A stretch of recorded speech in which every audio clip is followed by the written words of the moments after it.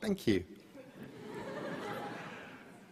I never really expected to find myself giving advice to people graduating from an establishment of higher education. I never graduated from any such establishment. I never even started at one. I escaped from school as soon as I could, when the prospect of 4 more years of enforced learning before I could become the writer I wanted to be seemed stifling. I got out into the world, I wrote, and I became a better writer the more I wrote, and I wrote some more, and nobody ever seemed to mind that I was making it all up as I went along. They just read what I wrote, and they paid me for it, or they didn't.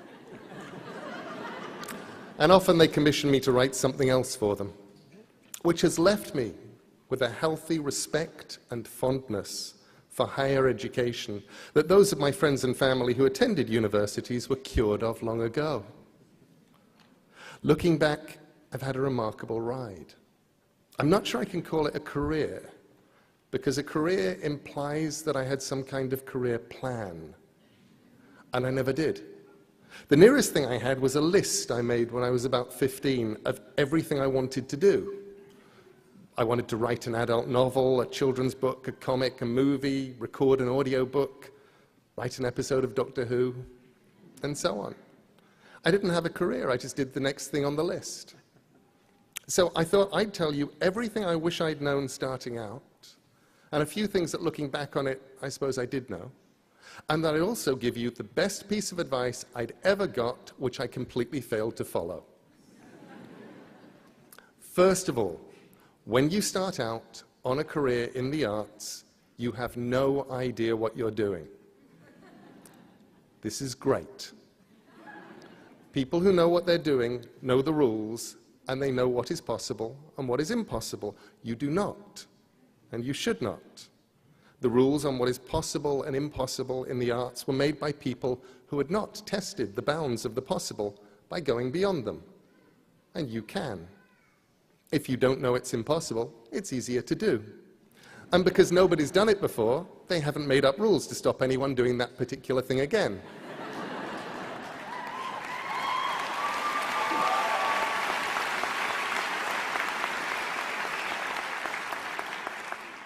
Secondly, if you have an idea of what you want to make, what you were put here to do, then just go and do that.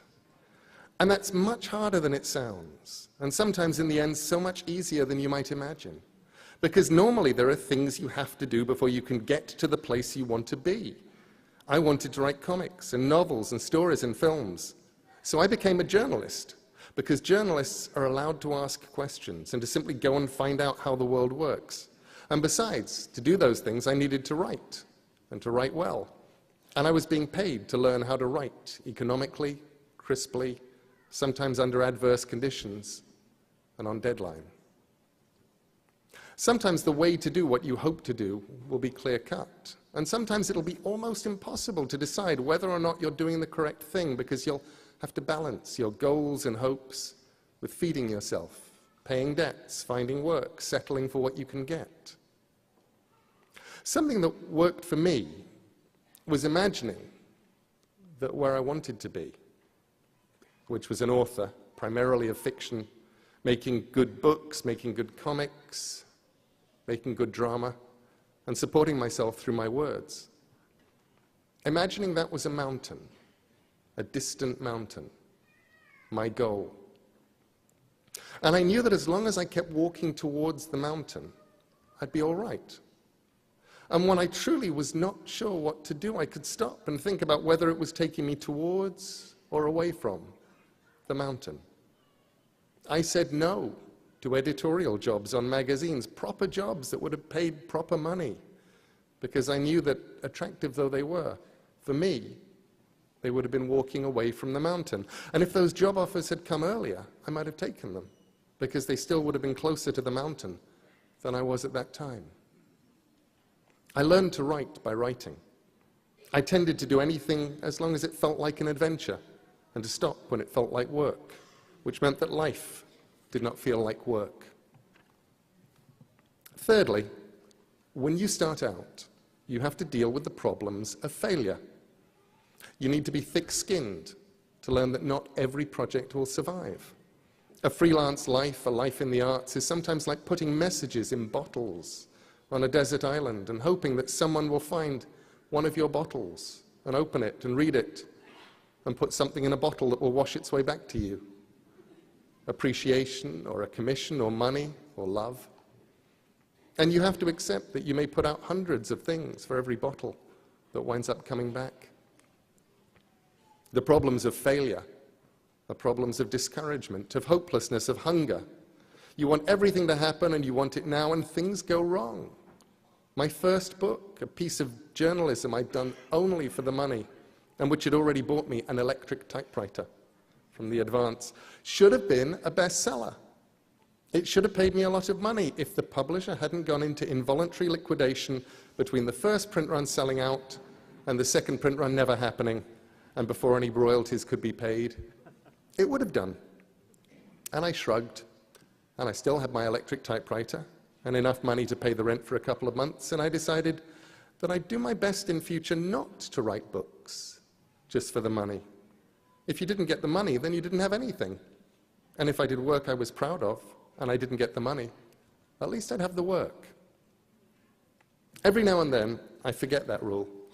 And whenever I do, the universe kicks me hard and reminds me. I don't know that it's an issue for anybody but me, but it's true that nothing I did, where the only reason for doing it was the money, was ever worth it, except as bitter experience. Usually I didn't wind up getting the money either. The things I did because I was excited and wanted to see them exist in reality have never let me down, and I've never regretted the time I spent on any of them. The problems of failure are hard.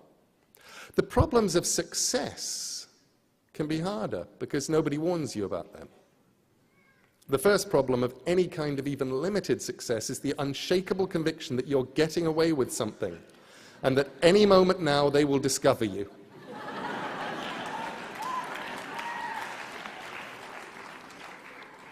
It's imposter syndrome, something my wife Amanda christened the fraud police. In my case, I was convinced there would be a knock on the door and a man with a clipboard.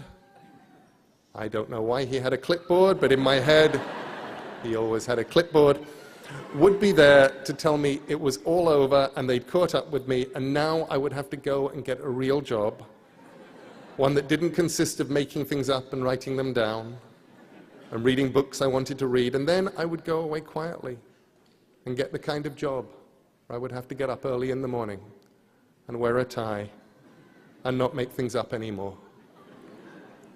The problems of success, they're real. And with luck, you'll experience them. The point where you stop saying yes to everything because now the bottles you threw in the ocean are all coming back, and you have to learn to say no. I watched my peers and my friends and the ones who were older than me, and I'd watch how miserable some of them were. I'd listen to them telling me they couldn't envisage a world where they did what they've always wanted to do anymore, because now they had to earn a certain amount every month just to keep where they were. They couldn't go and do the things that mattered and that they'd really wanted to do, and that seemed as big a tragedy as any problem of failure. And after that, the biggest problem of success is that the world conspires to stop you doing the thing that you do because you're successful. There was a day when I looked up and realized that I had become someone who professionally replied to email and who wrote as a hobby. I started answering fewer emails and was relieved to find I was writing much more. Fourthly, I hope you'll make mistakes. If you make mistakes, it means you're out there doing something. And the mistakes in themselves can be very useful. I once misspelled Caroline in a letter, transposing the A's and the O, and I thought, Caroline looks almost like a real name. Remember, whatever discipline you're in, whether you're a musician or a photographer, a fine artist or a cartoonist, a writer, a dancer, a singer, a designer, whatever you do, you have one thing that's unique. You have the ability to make art. And for me, And for so many of the people I've known, that's been a lifesaver. The ultimate lifesaver. It gets you through good times and it gets you through the other ones. Sometimes life is hard. Things go wrong in life and in love and in business and in friendship and in health and in all the other ways that life can go wrong. And when things get tough, this is what you should do. Make good art. I'm serious. Husband runs off with a politician, make good art. Leg crushed and then eaten by a mutated boa constrictor, make good art. IRS on your trail, make good art. Cat exploded, make good art. Someone on the internet thinks what you're doing is stupid or evil or it's all been done before, make good art. Probably things will work out somehow, and eventually time will take the sting away, and that doesn't even matter. Do what only you can do best. Make good art. Make it on the bad days, and make it on the good days too. And fifthly, while you're at it, make your art. Do the stuff that only you can do. The urge starting out is to copy, and that's not a bad thing. Most of us only find our own voices after we've sounded like a lot of other people. But the one thing that you have that nobody else has is you. Your voice, your mind, your story, your vision. So write and draw and build and play and dance and live as only you can. The moment that you feel that just possibly you're walking down the street naked, exposing too much of your heart and your mind and what exists on the inside, showing too much of yourself, that's the moment you may be starting to get it right. The things I've done that worked the best were the things I was the least certain about. The stories where I was sure they'd either work or more likely be the kind of embarrassing failures that people would gather together and discuss until the end of time. They always had that in common. Looking back at them, people explain why they were inevitable successes, and when I was doing them, I had no idea.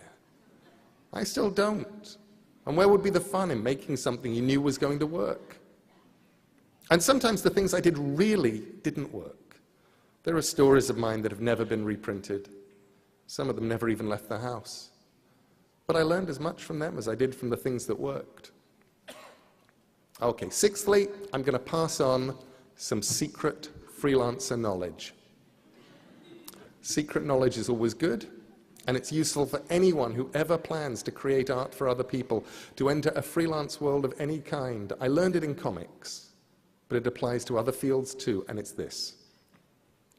People get hired because somehow they get hired. In my case, I did something which these days would be easy to check and would get me into a lot of trouble, and when I started out in those pre-internet days seemed like a sensible career strategy. When I was asked by editors who I'd written for, I lied. I listed a handful of magazines that sounded likely, and I sounded confident, and I got jobs.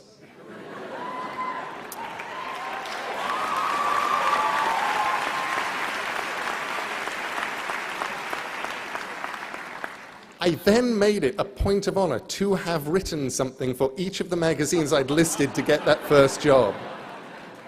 So that I hadn't actually lied, I'd just been chronologically challenged. But you get work however you get work. But people keep working in a freelance world. And more of today's world is freelance.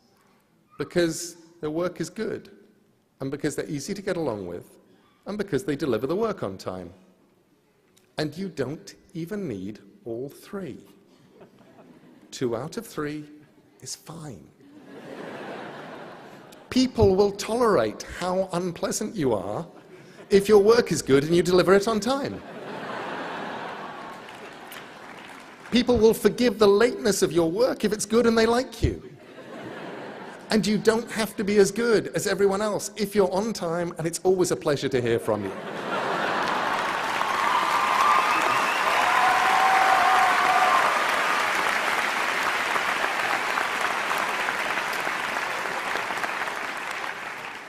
So when I agreed to give this address, I thought, what is the best piece of advice I was ever given? And I realized that it was actually a piece of advice that I had failed to follow. And it came from Stephen King. It was 20 years ago at the height of the success, the initial success of Sandman, the comic I was writing. Thank you. I was writing a comic people loved, and they were taking it seriously. And Stephen King liked Sandman, and my novel with Terry Pratchett, Good Omens, and he saw the madness that was going on, the long signing lines, all of that stuff. And his advice to me was this. He said, this is really great. You should enjoy it. And I didn't. Best advice I ever got that I ignored. Instead, I worried about it. I worried about the next deadline, the next idea, the next story. There wasn't a moment for the next 14 or 15 years that I wasn't writing something in my head or wondering about it. And I didn't stop and look around and go, this is really fun. I wish I'd enjoyed it more. It's been an amazing ride, but there were parts of the ride I missed because I was too worried about things going wrong, about what came next to enjoy the bit that I was on. That was the hardest lesson for me, I think, to let go and enjoy the ride, because the ride takes you to some remarkable and unexpected places. And here on this platform today, for me, is one of those places. And I am enjoying myself immensely.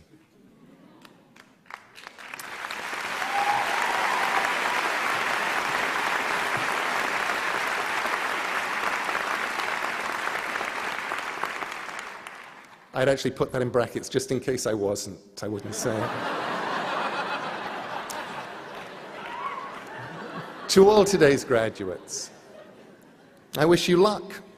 Luck is useful. Often you will discover that the harder you work and the more wisely that you work, the luckier you will get. But there is luck, and it helps.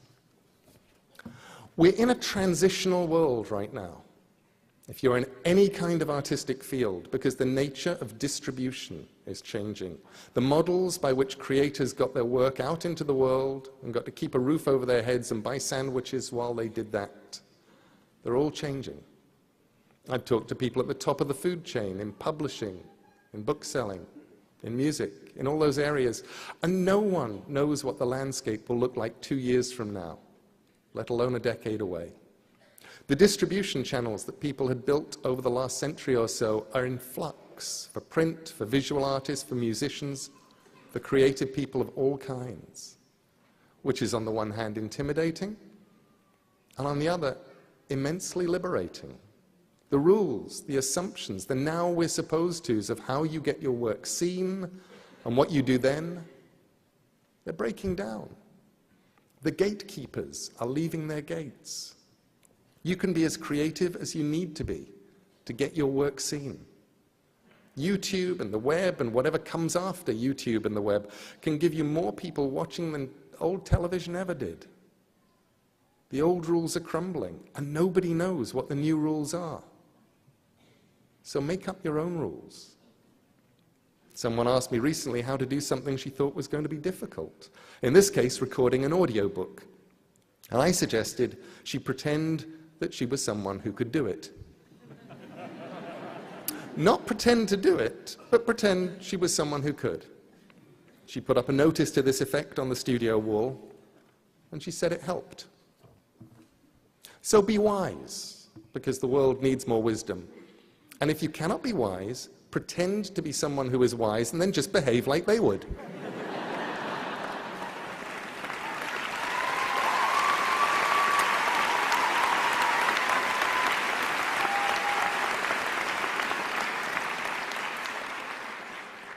And now go and make interesting mistakes, make amazing mistakes, make glorious and fantastic mistakes, break rules, leave the world more interesting for your being here. Make good art. Thank you.